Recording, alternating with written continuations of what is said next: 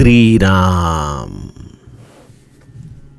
आप सभी के हृदयस्थ ईश्वर को वंदन करते हुए गोस्वामी तुलसीदास रचित श्री रामचरितमानस इस ग्रंथ का जो प्रथम सोपान अर्थात बाल कांड का जो हम चिंतन कर रहे हैं, सज्जनों, यह हमारा कथा निरूपण क्रमांक 151। हमने पिछले कथा विभाग में महादेव के वाणी द्वारा इस राम कथा की महिमा समझने को शुरुआत की। मनुष्य जन्म मिलने के बाद हर जीव जिस विश्राम के लिए कर्म करता है, ऐसे विश्राम की स्थिति अगर प्राप्त करनी है तो जीवन में प्रभु रामचंद्र के भक्ति के सिवा अन्य कोई चारा नहीं। यही महादेव जी माता पार्वती को समझाना चाहते हैं और इसलिए महादेव जी ने माता पार्वती को इस मनुष्य जीवन में जो यह ज्ञानेंद्रिय उसे प्राप्त हुए हैं, अगर वह ज्ञानेंद्रिय भगवत कथा भगवत भक्ति में रत न हो तो वह होकर भी बिल्कुल न होने के बराबर है। किंतु यह भी कह सकते हैं कि जो ज्ञानेंद्रिय केवल प्रापंचिक और दृश्य वस्तुओं के ही पृच्छा में रत है, वह इंद्रिय एक प्रकार से जीव के लिए बाध्यता बन जाते हैं। और इसलिए गोस्वामी जी ने श्रवण रंध्र ही भवन समाना, ये कर्ण अगर कथा नहीं सुन रहे हैं तो सर्पों का यह भवन है जहां दोष, निंदा, ऐसे कई प्रकार के सर्प रहते हैं। गोस्वामी जी कहते हैं, जिन नेत्रों के द्वारा संतों का दर्शन ना हो, वह नेत्र मोर के पंखों पर दिखने वाले नकली आंखों जैसे ही है, जो केवल दंभ कर रहे हैं जीवन में। तो ऐसे नेत्र होने से अच्छा जीवन में अंध होना यह ठीक रहेगा। और फिर गोस्वामी जी ने कहा कि संत दर्शन के पश्चात जिसके मस्तिष्क संत चरणों पर गिर नहीं पड़ते, वह मस्तिष्क किसी कड़वे कद्दू की तरह है। तेसर कटु तुम बरी समतूला, जेन नमत हरि गुर पद मूला। तो ऐसे हमारे जीवन के इन श्रेष्ठ अवयवों को अगर हम भक्ति में रत न करें तो यही जीव के लिए एक बाध्यता किस तरह से बनती है, यही गोस्वामी जी हमें बता रहे हैं। हमने कल चौपाइयों का गायन किया है और 2 चौपाई और दोहा कल के चिंतन में शेष बचा है। तो आइए आज हम सीधे कथा प्रवाह में प्रवेश करें। तो गोस्वामी जी ने हमें कर्ण, उसके पश्चात नेत्र और उसके पश्चात मस्तिष्क, इन 3 इंद्रियों का भक्ति में कितना महात्म्य है यह भी समझाया। और साथ ही साथ अगर यह इंद्रिय भक्ति में रत ना हो तो किस तरह से यह जीव संसार के लिए, सृष्टि के लिए भी केवल एक भार है, केवल एक वजन है, यह भी हमें वह बता रहे हैं। अब गोस्वामी जी हमें महादेव के वाणी द्वारा हमारे हृदय की, हमारे चित्त की अवस्था हरि कथा से अगर द्रवित ना हो तो वह चित्त कैसा है, यह बताते हुए कहते हैं कि जिन हरि भगति हृदय नहीं आनी, जीवत सब समान तेई प्राणी। जिन्होंने प्रभु रामचंद्र के भक्ति को अपने हृदय में स्थान नहीं दिया, वह प्राणी जीवंत होते हुए भी शव के समान है। वह केवल देह से जीवित है, आत्म स्वरूप से उनकी मृत्यु तो कब की हो चुकी है। देखिए, मैं मेरे व्यवसाय कारोबार के कारण बहुत सारे लोगों से मिलते रहता हूं। कई दुनिया के देशों में मैं जाके आया हूं। मुझे यह भारत भूमि क्यों श्रेष्ठ लगती है, क्यों मेरा धर्म, क्यों मेरा सद्गुरु का स्थान अत्यंतिक श्रेष्ठ लगता है, क्योंकि मैं जितने जितने so called modern, so called advance countries में जाता हूं तो मुझे लगता है कि वहां लोग केवल पैसे के द्वारा ही धनिक है, केवल वहां की व्यवस्था के द्वारा ही वह संपन्न है, लेकिन अंदर से वो बिल्कुल खोखले हो चुके हैं। उनकी इतना दरिद्रता, उनके जब मैं आचरण को, विचारों को देखता हूं तो मुझे लगता है कि मैं कितना नसीबवान हूं कि मैं ऐसे राम परंपरा के कुल में जन्म ले चुका हूं। सज्जनों, जीवन जीना, इसका अर्थ हमें अगर कोई समझाता है तो वो सद्गुरु समझाता है। देखिए, हमारा यह चित्त जो अनंत विषयों से भरा पड़ा है, लेकिन ऐसे हृदय में जब मैं यह पाश्चिमात्य देशों में जाकर देखता हूं तो वहां भक्ति, श्रद्धा, विश्वास, उपासना, यह सब चीजों के लिए किसी के पास समय ही नहीं है। कोई उसके बारे में सोचना ही नहीं चाहता। हर व्यक्ति केवल एक कभी न खत्म होने वाले रास्ते पर दौड़ रहा है। समर्थ का मनोबोध का एक श्लोक याद आता है, धरा श्रीवरा त्याहरा अंतराते, तरा दुस्तरा त्यापरा सागराते, सरा वीसरा त्या भरा दुर्भराते, करा नी करा त्या खरा मच्छराते। समस्त श्लोक का अर्थ बताना तो शायद कथा के लिए पर्याप्त नहीं होगा, लेकिन इसमें जो तीसरा चरण है, सरा वीसरा त्या भरा दुर्भराते, ये जो हमारा शरीर है उसमें जो विशेषता, यह पेट की जो भूख है जो कभी खत्म नहीं होती। सुबह शाम बस एक ही तो हमारे सामने कार्य है कि किसी तरह से इस पेट के क्षुधा को तृप्त किया जाए। तो समर्थ यह कहते हैं कि ऐसे इस क्षुधा के लिए हम दौड़ रहे हैं और उसके लिए हम कितने कर्म करते हैं। केवल कर्म करना, पैसे कमाना, गृहस्थी करना और अपने पेट को भरना, अगर यही जीवन है तो हमने क्या जिया। इसलिए धरा श्रीवरा त्याहरा अंतराते, वो श्री हरि के चरण जो मेरे महादेव के हृदय में छुपे हुए हैं, उन्हें अपने जीवन में उतारने की कोशिश करो, जिसके कारण जीवन का अर्थ आपको मालूम हो। और यह कौन भारतीय सनातन परंपरा के सिवा हमें सिखा सकता है। जीवन के जो मूल्य है, अगर वह हमने हमारे जीवन में नहीं उतारे तो हम जीकर भी क्या जी रहे हैं। आत्मिक तौर पर तो हम मृत्यु ही कभी के अपने आप को दे चुके हैं। हृदय में श्री हरि का स्थान, जिन हरि भगति हृदय नहीं आनी। ऐसे हरि को जिन्होंने अपने हृदय में स्थान दिया है, उनका जीवन चैतन्यमय हो जाता है। और ये जो सांसारिक दुख है जिसमें हम उलझते रहते हैं, वह सब चीजें बहुत छोटी हो जाती है, क्योंकि एक रस, एक स्वाद, एक जीवन जीने की ऊंचाई, उसकी अवस्था जो हम प्राप्त करते हैं इस हरि भक्ति के कारण, उससे हमारे जीवन को एक चैतन्य आ जाता है। और यह चैतन्य संसर्गजन्य होता है।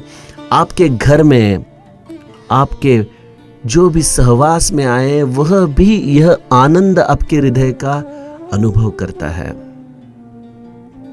तो सज्जनों, जीवन खुद भी जिया जाए और दूसरों को भी जीवन जीने के लिए जो सबसे दुर्लभ वस्तु है आनंद, उसका हम दान करें। और इसके लिए केवल एक ही चीज चाहिए, जिसके हृदय में हरि भक्ति है वही स्वयं भी जीता है और दूसरों को भी जिलाता है।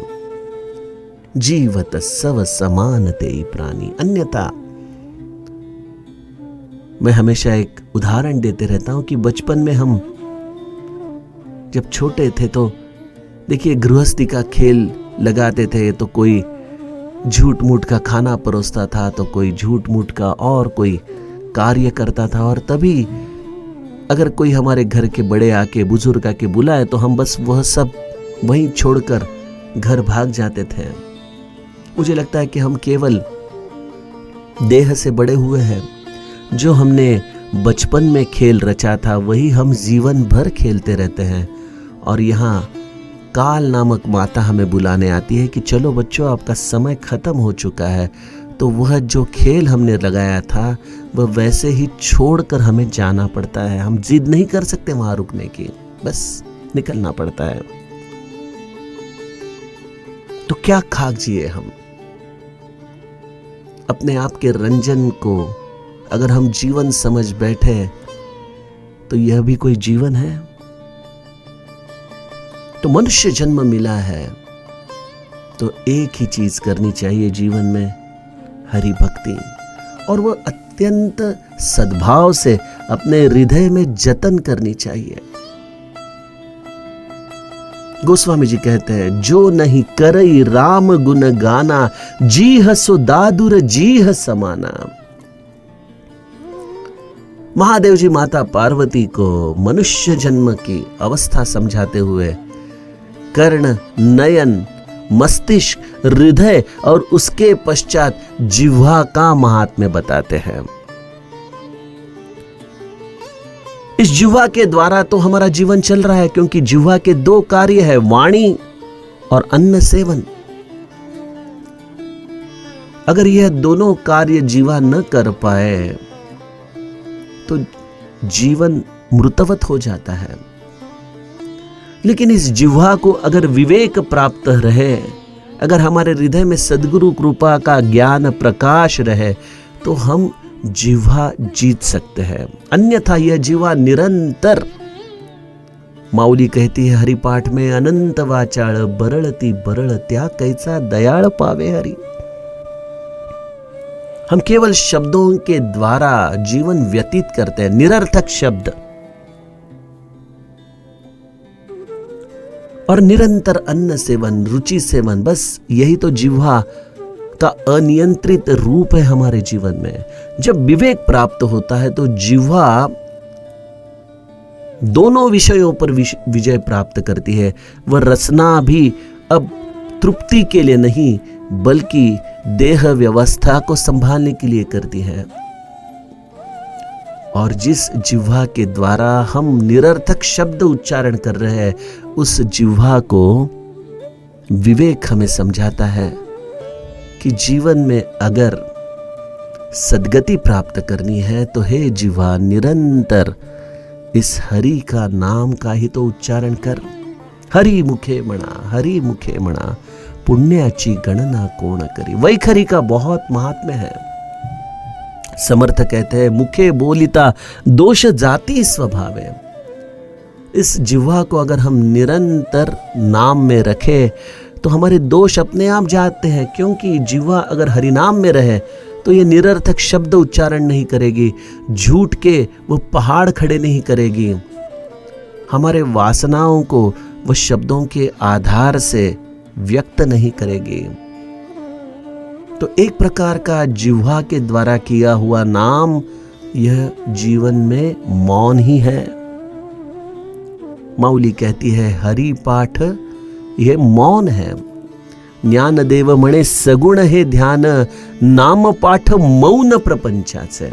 प्रपंच में रहते हुए निरंतर अगर जिह्वा से हम हरिनाम उच्चारण कर रहे हैं तो हम प्रपंच में होते हुए भी मौन में हैं।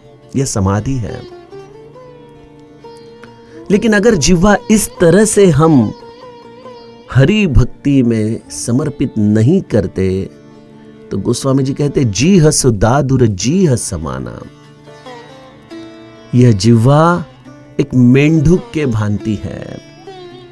ज्ञानेश्वरी में 9वें अध्याय में माउली कहती है कि एक सर्प अगर मेंढक को निगल रहा है तो निगलते निगलते वो मेंढक आधा सांप के मुख में फंस चुका है, लेकिन तभी उस सर्प के पास से उड़ने वाले किसी छोटे से कृमि कीटक को यह मेंढक जाते जाते जिह्वा से खाने की कोशिश कर रहा है। हमें यह देखने के बाद शायद अचरज लगे, क्या रही है मेंढक को थोड़ा भी बुद्धि नहीं है, थोड़ा भी विचार नहीं है कि उसे यह सर्प निगल रहा है और उसका पूरा ध्यान उस कृमि कीटक को निगलने की तरफ चल रहा है। तो माउली कहती है कि वैसी ही जीव की अवस्था है, ये सर्प काल है और ये काल हमें निगलते जा रहा है, और ऐसे निगलते हुए काल में हम आधे तो फंस चुके हैं। हम कहते हैं ना कि अब मेरे तो आधे शमशान पहुंच चुके हैं। अब यह हम केवल वाणी के द्वारा कहते हैं, लेकिन हमारी वासनाएं आज भी इसी असार की तृप्ति में तो रत है। तो ऐसा जीवन है हमारा। तो इसलिए गोस्वामी जी ने कहा जीह सुदादुर जीह समाना, जिसकी जिह्वा विवेकहीन है वह अपने जीवन में सब कुछ सुदृढ़ अवयव प्राप्त करने के बावजूद भी अपने जीवन को न्याय नहीं दे सकता। इसके लिए जीवन के हर इंद्रियों को हरि भक्ति में समर्पित करना, यही पुरुषार्थ है, यही विवेक है, यही सत्संगति की फलश्रुति है। महादेव जी माता पार्वती को कहते हैं कुलिस कठोर निठुर सोई छाती, सुनी हरि चरितन जो हर शाती। जिसका हृदय हरि कथा के श्रवण करने के पश्चात हर्षित नहीं होता, वह हृदय वज्र के समान कठोर है, निष्ठुर है। ठाकुर रामकृष्ण परमहंस कहते हैं कि हम द्रवित तो होते हैं, ऐसी नहीं है कि हमें द्रवित होने की कला नहीं है, लेकिन हम द्रवित क्यों होते हैं? सांसारिक चीजों के कारण हम द्रवित होते हैं। चलो वो भी ठीक है, क्योंकि हम जीव है, प्रपंच में रहते हैं, तो प्रपंच की सुख दुख की घटनाओं से हमें द्रवित होना स्वाभाविक है। लेकिन क्या कभी हम हरि कथा सुनते सुनते अपने हृदय में यह द्रवित भाव अनुभव करते हैं? कई लोग बड़े आश्चर्य से मुझे पूछते हैं कि आप कभी कभी कथा में रोने क्यों लगते हो, क्या हो जाता है? आपको कोई दर्द है, कोई पीड़ा है?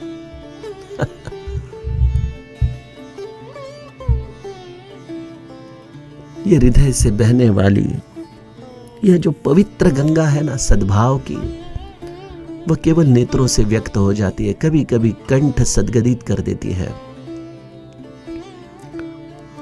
और इन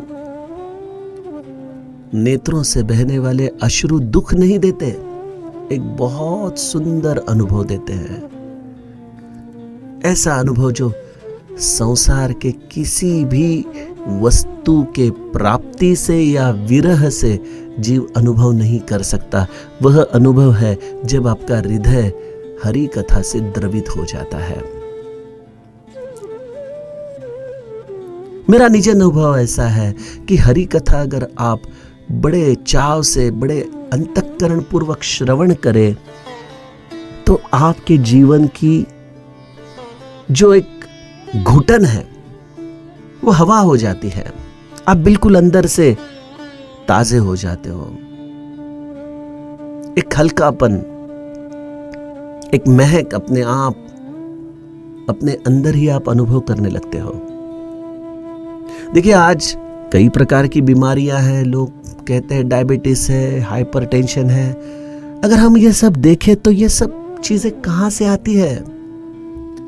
हमने हमारे हृदय को कर्तव्य के कारण या हमारे स्वभाव के कारण इतना कठोर किया है स्वयं को हमारी भावनाओं को भी हम व्यक्त नहीं करते किसी के सामने। ऐसा लगता है कि शायद यह सब चीजें मैं किसी से बात करूं तो वह व्यक्ति उन चीजों के द्वारा पता नहीं मेरे बारे में क्या सोचेगा, लोगों को क्या बताएगा। इसलिए हम अंदर ही अंदर ये सब चीजों को लेकर बड़े त्रस्त है। और यही सब हमारी मनोअवस्था फिर आगे जाके हमारे ब्लड प्रेशर, हमारे शुगर, इन सभी का एक कारण बनता है। मैं ऐसा नहीं कहता हूं कि इसके कारण ही वह होता है, लेकिन एक बात जरूरी है कि हमारे विचार अगर हम बदल सके, हमारी सोच, हमारे अंतःकरण की स्थिति अगर हम बदल सके, तो मनुष्य शायद कई बीमारियों के साथ रहते हुए भी बड़ा सहज जी सकता है, बड़ा सहज।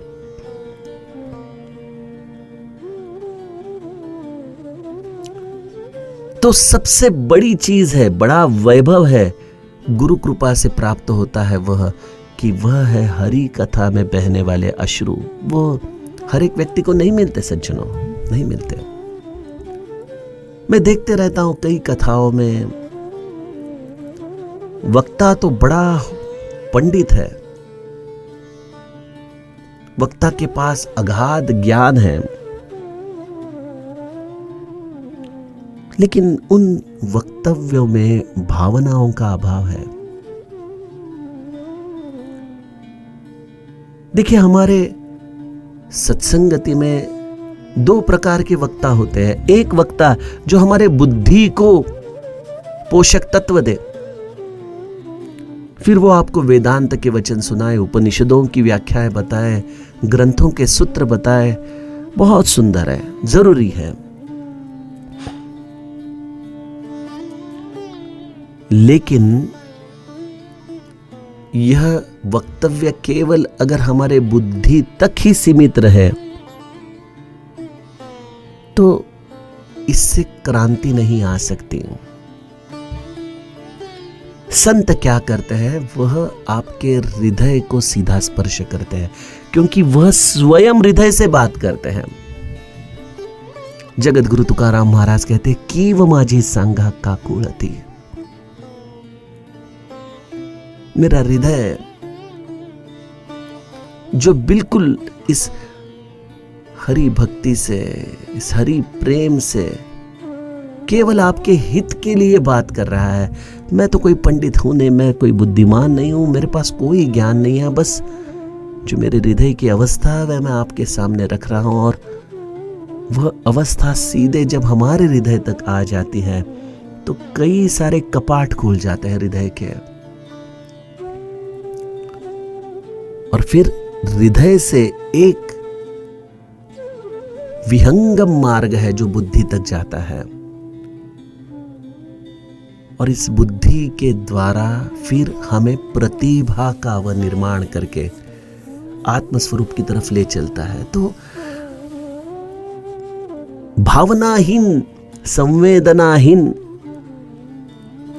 वक्तव्य परमार्थ के लिए उचित नहीं। शायद बाकी और कोई विद्या सीखनी हो तो वहां पे आप एक प्रोफेसर की तरह आके आपके 1-2 घंटे का जो लेक्चर है वह दे के निकल सकते हैं, लेकिन भक्ति में समर्थ कहते हैं कि वहां स्वानुभव की बात होनी चाहिए, और वहां पे हृदय के आर्तता की एक गरिमा होनी चाहिए, एक उसकी महक होनी चाहिए, एक उसकी स्निग्धता होनी चाहिए आपके शब्दों में। तभी जाके सामने वाले व्यक्ति के हृदय को भी आप द्रवित कर सकते हैं। और जो व्यक्ति ऐसे संतों के वचन सुनने के बाद भी द्रवित ना हो तो कुलिस कठोर निठुर सोई छाती, उससे और ज्यादा कोई कठोर और निष्ठुर हो ही नहीं सकता।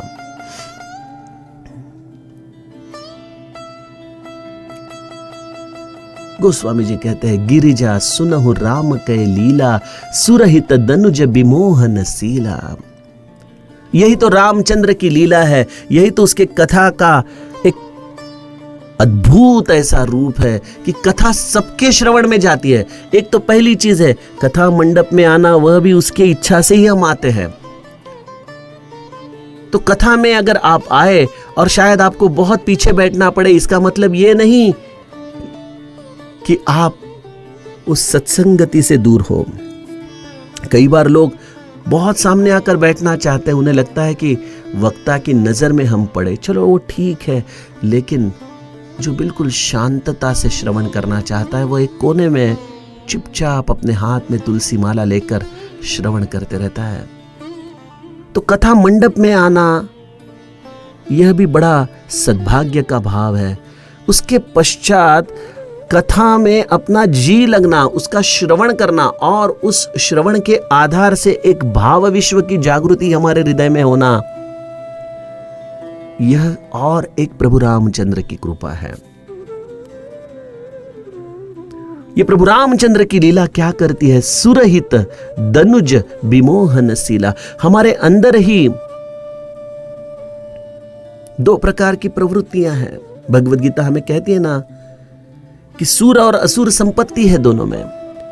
अगर हमारे इसमें सुर संपत्ति का प्राबल्य हो तो हरि कथा सुनने के बाद हम विशेष रूप से धन्यता अपने जीवन में अनुभव करते हैं।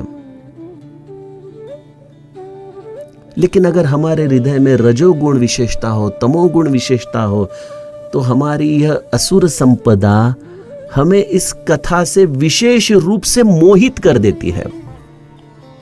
कई बार मैं देखता हूं कथा सुनने के बाद कोई कभी मिलने आए तो उसके शब्दों से उसके हृदय का भाव समझ में आ जाता है। कभी कभी बिल्कुल द्रवित होकर आंखों में आंसू है और बहुत लीनता से, सद्भाव से कथा के प्रति वह अपना मनोगत व्यक्त करते हैं। और कुछ लोग आते हैं, अरे मुझे पूछना था ये कथा में इतना खर्चा होता है, कैसा होता है?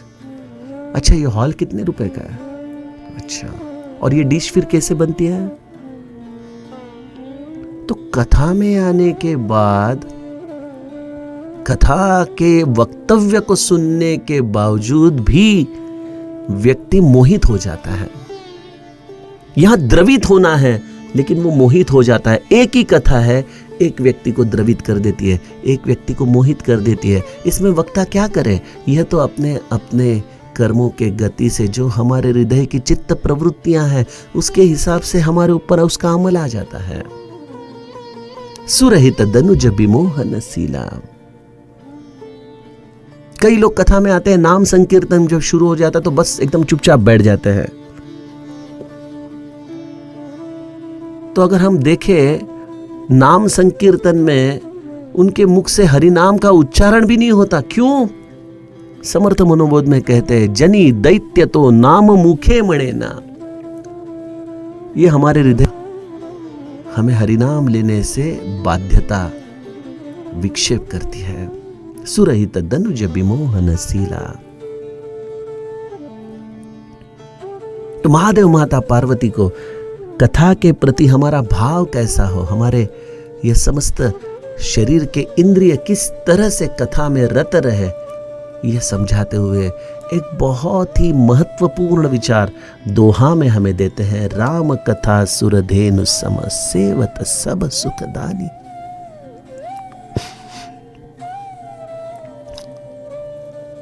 बहुत सुंदर विचार है सज्जनों। ये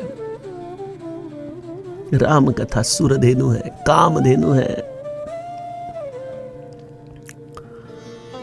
कामधेनु हमें पूछती नहीं आपको क्या चाहिए, बस आप उसकी सेवा करो, वो सब कुछ आपको दे देती है, सब कुछ। राम कथा सुरधेनु सम। मैंने तो अपने जीवन में यही अनुभव किया है कि है जो मैं निस्वार्थ रूप से मेरे इस रामचरितमानस रूपी कामधेनु की सेवा कर रहा हूं। पता नहीं ये कामधेनु क्या क्या कर रही है मेरे जीवन में क्रांति। तो सज्जनों, आप बस मन से किसी भी ग्रंथ पर श्रद्धा रखते हुए अपने सद्गुरु ने दिए हुए मार्ग पर चलते रहे और प्रभु रामचंद्र से स्नेह बनाए रखे।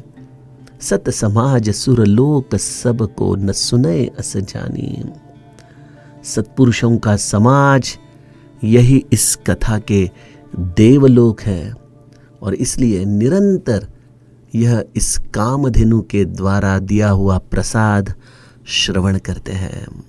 आइए सज्जनों, महादेव के वाणी के द्वारा राम कथा के आगे का महात्म्य हम कल के कथा प्रवाह में सुने। जानकी जीवन स्मरण। जय जय राम।